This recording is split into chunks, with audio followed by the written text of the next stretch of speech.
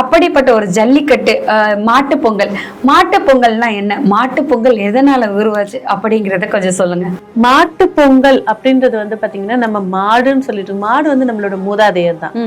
So வந்து இதை சிவபுராணத்துல என்ன சொல்றாங்க அப்படின்னு பாத்தீங்கன்னாக்கா, சிவபெருமான் வந்து தன்னுடைய நந்தி கிட்ட வந்து சில விஷயங்கள் சொல்றாரு. போய் நீ வந்து பொதுமக்களுக்கு சொல்லு, இந்த மாதிரி எல்லாம் வாழணும், மாசத்துக்கு ஒரு வாட்டி சாப்பிடணும், டெய்லி எண்ணெய் தேய்ச்சி குளிக்கணும்னு சொல்லு. நந்தி பகவான் போய் சொல்லும் போது, மாசத்துக்கு ஒரு வாட்டி எண்ணெய் தேய்ச்சி குளிங்க, மாசம் ஃபுல்லா சாப்பிடுங்கன்னு சொல்லிட்டு மாத்தி சொல்லிட்டாரு. ஆமா.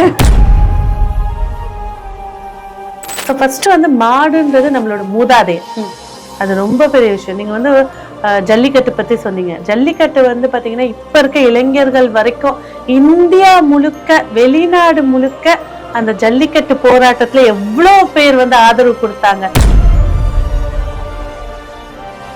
இந்த மாட்டு பொங்கல் அன்னைக்கு அதுல மெயினா இருக்க வேண்டியது, உங்க முறைப்படி என்னென்னவோ செஞ்சுக்கோங்க. அன்னைக்கு ஒரு பால் பொங்கல் மாட்டுக்கு வைக்கிற மாதிரி வச்சுட்டு, அச்சு வெல்லம் கண்டிப்பா அந்த இடத்துல இருக்கணும். அதுதான் ஐதீகம். காணும் பொங்கலை எப்படி, என்ன மாதிரி நம்ம செலிப்ரேட் பண்ணணும்? காணும் பொங்கல் அப்படின்றது வந்து இப்ப காண்ற பொங்கலா மாத்திட்டாங்க. காணும் பொங்கல்ன்றது ஒரு கன்னிப்பெண் கையால வைக்கக்கூடிய பொங்கல்.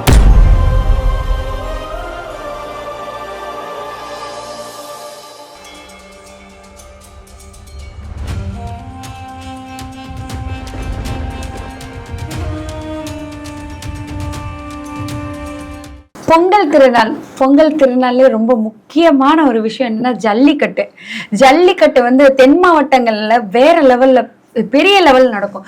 ஜல்லிக்கட்டுக்காக காளைகளை பார்த்தா வந்துட்டு ஒரு 10 நாளைக்கு முன்னாடில இருந்து காளைகளை பயிற்சி கொடுக்கறது என்ன, காளைகளை அலங்காரம் பண்றது என்ன, மாடை வந்து அவங்க உயிரா நினைச்சுப்பாங்க. மாடு அப்படி சொல்ல கூட கூடாது, அதுக்கு ஒரு பேர் வச்சிருப்பாங்க, கருப்பு. ஐ மீன் அவங்க குலதெய்வத்தோட பேரு வச்சு, அதோட பேரை வச்சுதான் கூப்பிடுவாங்க.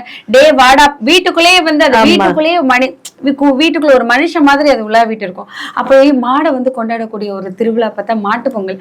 மாட்டு பொங்கல் அன்னைக்கு மாடெல்லாம் நல்ல அலங்காரம் பண்ணி ஒரு கம்பீரமான நடையில நடக்கும். ஜல்லிக்கட்டு கூட்டிட்டு போவாங்க. ரேக்லா ரேஸ்ன்னு ஒண்ணு நடக்கும், அது கூட்டு போவாங்க.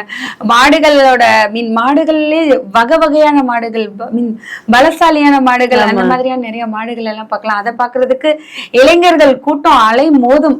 இளைஞர்கள் அடக்குறதுக்கு போவாங்க. இந்த காலத்திலயும் மாடு அடக்குற 2K, அவங்க ஐடில வேலை பார்த்துட்டு இருக்காங்க. மாடர்ன் டெக்னாலஜி எவ்வளவு இருந்தும் தென் மாவட்டங்கள்லயும் சரி, சில மாவட்டங்கள்லயும் சரி, மாடுகளை அடக்குற படித்த இளைஞர்களே போய் முன்னாடி நின்று மாட்டுக்கு ஒரு மரியாதை, அது வந்து மாட்டுக்கு கொடுக்க வேண்டிய மரியாதை. அப்படிப்பட்ட ஒரு ஜல்லிக்கட்டு மாட்டு பொங்கல். மாட்டு பொங்கல்னா என்ன, மாட்டு பொங்கல் எதனால உருவாச்சு அப்படிங்கறத கொஞ்சம் சொல்லுங்க. கண்டிப்பா. சோ யூ தமிழ் நேயர்களுக்கு மாட்டு பொங்கல் தின திருவிழா வாழ்த்துக்கள். சோ மாட்டு பொங்கல் அப்படின்றது வந்து பாத்தீங்கன்னா நம்ம மாடுன்னு சொல்லிட்டு, மாடு வந்து நம்மளோட மூதாதையர் தான். ஸோ வந்து இதை சிவபுராணத்துல என்ன சொல்றாங்க அப்படின்னு பாத்தீங்கன்னாக்கா, சிவபெருமான் வந்து தன்னுடைய நந்தி கிட்ட வந்து சில விஷயங்கள் சொல்றாரு. போய் நீ வந்து பொதுமக்களுக்கு சொல்லு, இந்த மாதிரி எல்லாம் வாழணும், மாசத்துக்கு ஒரு வாட்டி சாப்பிடணும், டெய்லி எண்ணெய் தேய்ச்சி குளிக்கணும்னு சொல்லு. நந்தி பகவான் போய் சொல்லும் போது, மாசத்துக்கு ஒரு வாட்டி எண்ணெய் தேய்ச்சி குளிங்க, மாசம் ஃபுல்லா சாப்பிடுங்கன்னு சொல்லிட்டு. ஆமா. அப்ப சிவபெருமானுக்கு வந்து நான் சொன்ன விஷயம் என்ன, நீ தெரிவிச்ச விஷயம் அவர் என்ன சொல்லிருக்காருன்னா, டெக்னாலஜி இவ்வளவு தூரம் வளர்ந்துரும், டெய்லி எண்ணெய் தேய்ச்சலாம் குளிக்க முடியாது, மக்கள் பாவம், அவரே இன்ஃபர்மேஷன் ராங்கா கொடுத்துட்டு போயிட்டாரு. அதனாலதான் அவர் வந்தாரு பாருங்க. அப்ப வந்து சிவபெருமான் கோவத்துல சொல்லுவது, அப்ப டெய்லி அவங்க சாப்பிடணும்னா யார் உழுது கொடுக்கறது, யாரு ஹெல்ப் பண்றது, நீ தான் அவங்களுக்கு போய் ஹெல்ப் பண்ணணும் அப்படின்னு சொல்லி வந்ததுதான். இதோட கதை வந்து மிக பெருசு, நம்ம சுருக்கி சொல்லியிருக்கோம். கண்டிப்பா. அப்ப அந்த நந்தி பகவான் வந்து தன்னுடைய காளைகள் உழவனுக்கு வந்து ஏர் பொறுத்த எல்லாத்துக்கும் செஞ்சிட்டு இருந்தாங்க. அப்ப மாட்டு பொங்கல் அப்படின்னு சொல்லும் போது மாட்டு பொண்ணுன்னு சொல்லுவாங்க, கல்யாணம் ஆகி வந்த பொண்ணு, சரிங்களா? ஏன்னா தன்னுடைய வம்சத்துல வரக்கூடிய பெண் அது. மாட்டுக்கு நிகரா அந்த பெண்ணை கூப்பிடும் போது அந்த வார்த்தையோட வலிமை எவ்வளவு பெருசுன்னு பாத்துக்கோங்க.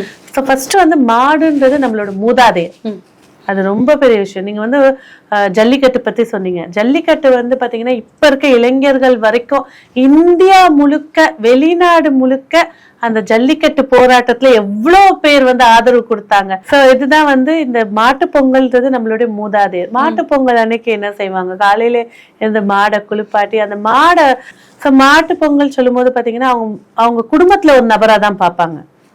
அங்க நில்லு, தள்ளிப்போ அதுக்கு முட்டம் சண்டை போடும் எல்லாமே பண்ணுவாங்க.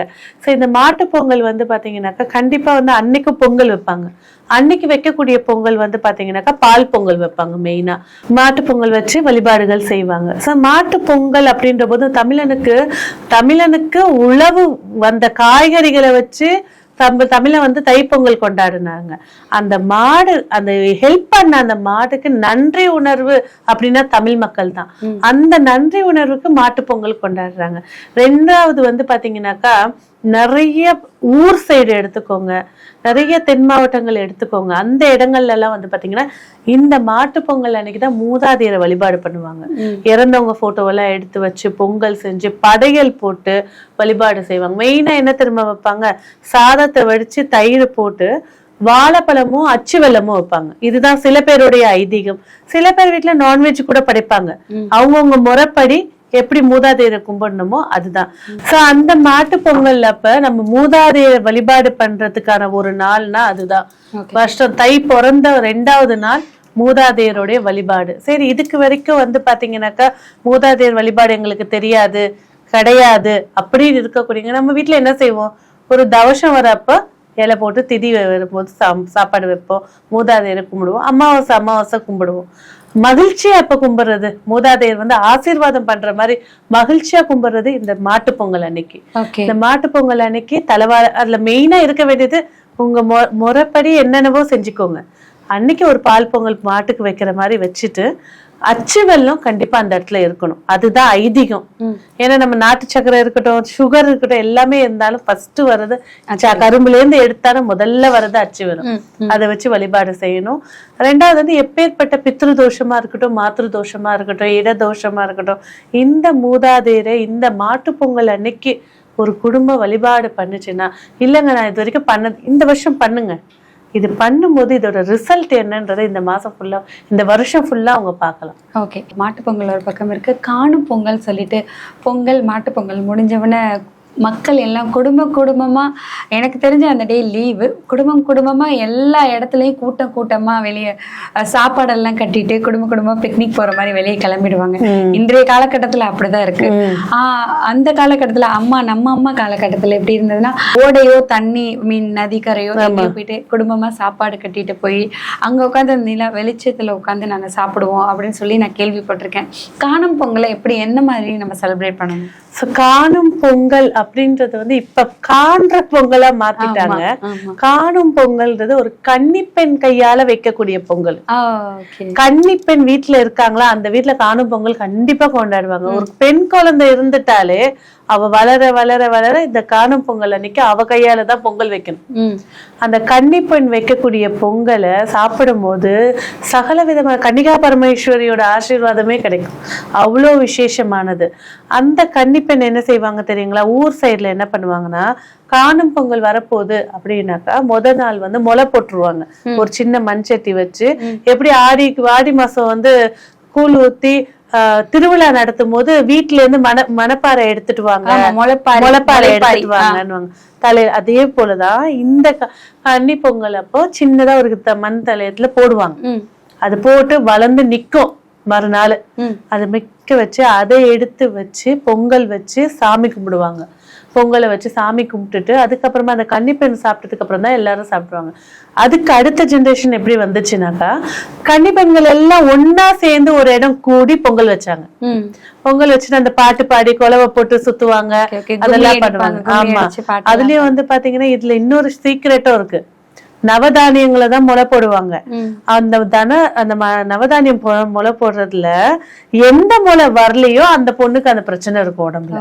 இப்ப குருக்கு உண்டான கடலை வரலன்னு வச்சுக்கோங்க, குழந்தை நிக்கிறது அந்த பொண்ணுக்கு தாமதமா இருக்கும்.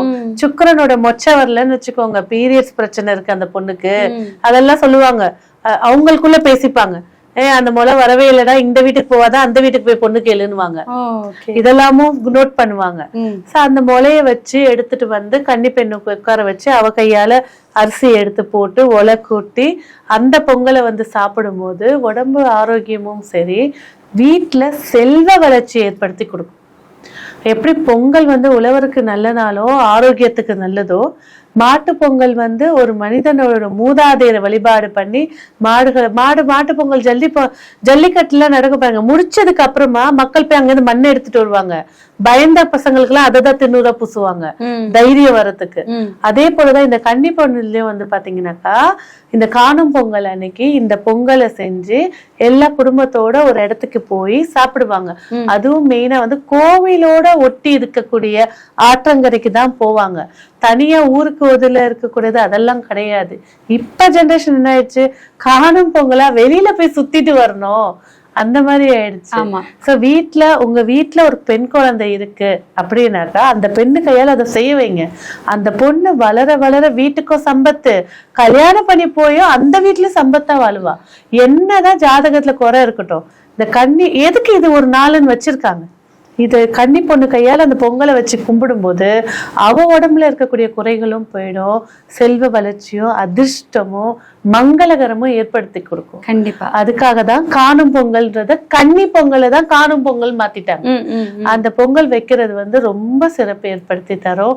அதை வச்சு அதை சாப்பிடும் போது மகிழ்ச்சியும் சரி செல்வ சம்பத்தை ஏற்படுத்தி கொடுக்கும். இவ்வளவு நேரம் பொங்கல்னா என்ன, மாட்டு பொங்கல்னா என்ன, காணும் பொங்கல், நிறைய பேருக்கு காணும் பொங்கல்னா என்னன்னே தெரிஞ்சிருக்காது.